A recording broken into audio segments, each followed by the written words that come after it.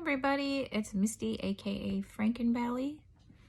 Well, another year has gone by and I am 8 years out in a couple days from my gastric bypass reversal, and this is my yearly update video. Everybody always asks me to come on here and let everybody know how my health is doing, if anything has changed and if anything is new, since there's so many unknowns after gastric bypass and obviously gastric bypass reversal. So again, if you guys are looking for support, you can find me on Facebook at Gastric Bypass Takedown and Reversal Support. I get asked all the time what is the difference between a takedown and a reversal, and there is no difference. So a takedown is an old term that was used around the time when I started researching on reversals. They referred to it as a takedown.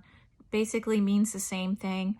They take your pouch, put it back to your remnant stomach, and they take your intestines and they switch them back around as closely as they can as possible to your original anatomy. And so there is no difference. It's just two different terms. The reason why I put it like that is because some people that had them prior to me would look for the word takedown, and I wanted people that were looking for support to be able to find that or find the reversals.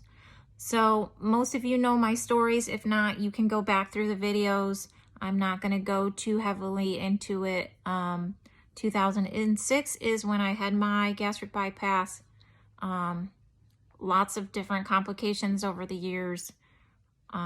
Almost killed me, and had a reversal in 2013, thank goodness. So now we are here in 2021.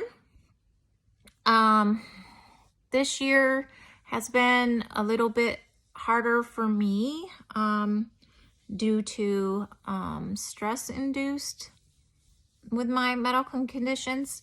So my gastroparesis is pretty stable. The last test I had done, it was moderate. It was 33%, so it takes about 19 hours to digest a meal for me. I live with a constant burning sensation that I would say by now I'm pretty much just immune to. I take some Bentyl to help with stomach cramps. It works really well for me. I never have stomach cramps as long as I'm on the medication. So I don't never try to miss that. And a lot of things after the first year from my reversal got a lot better with the gastroparesis. I don't really ever have food coming up into my throat. I don't vomit unless I'm like in a flare and going through something else where I'm sick. Like for say when we had COVID last year, I went through like COVID and then a gastroparesis flare at the end of it where my stomach tract was messed up real bad. So if I am ill with something, if I am super stressed out, you know, I don't think some people understand the whole brain gut theory.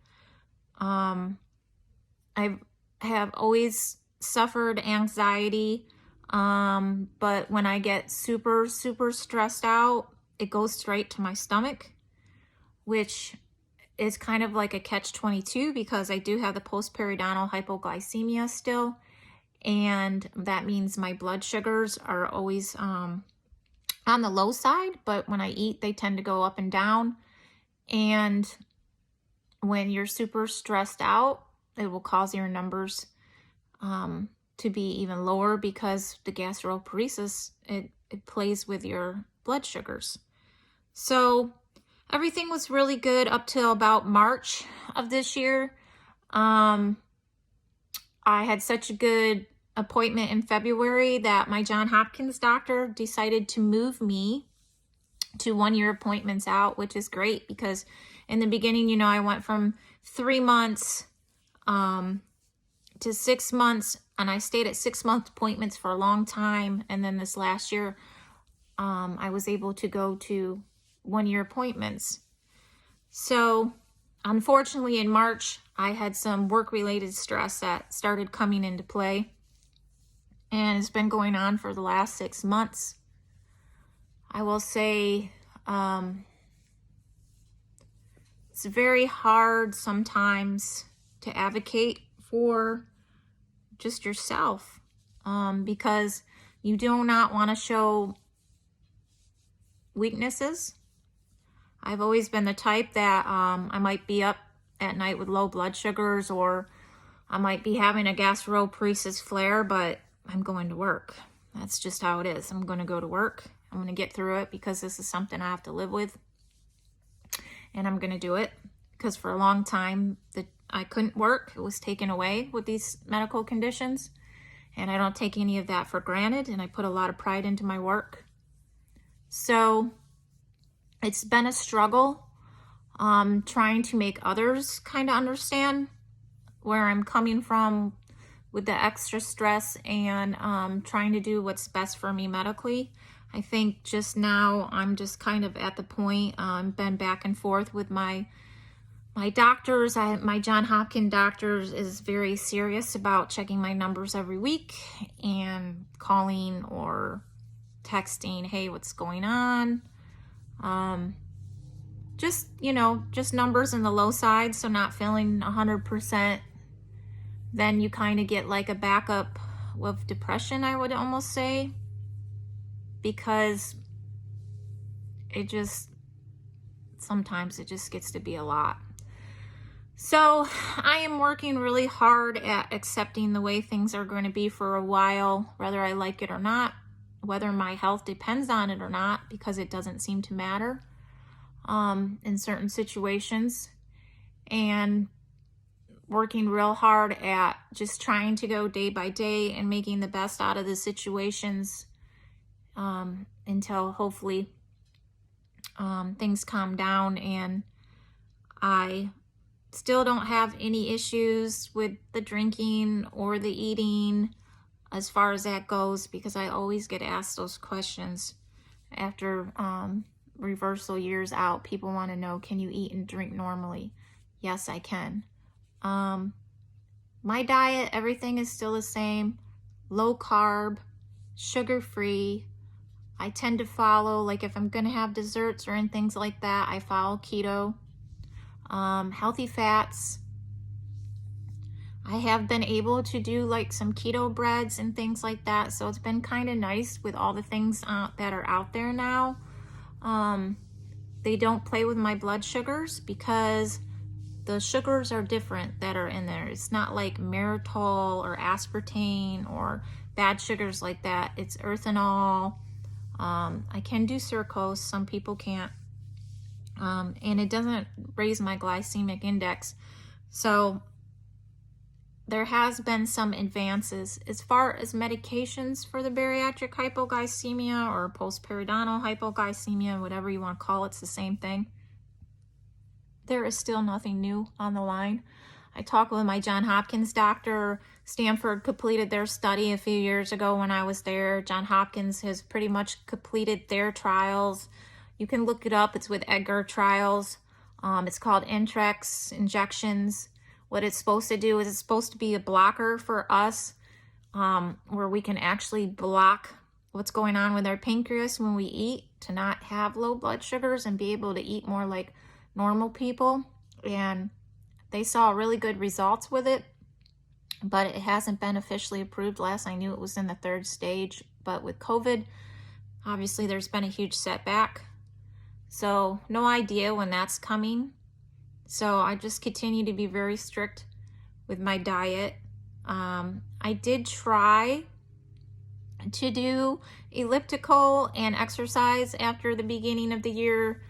The doctors had told me, just keep trying to incorporate food before you get on the machines, because I wanted to get back in the gym.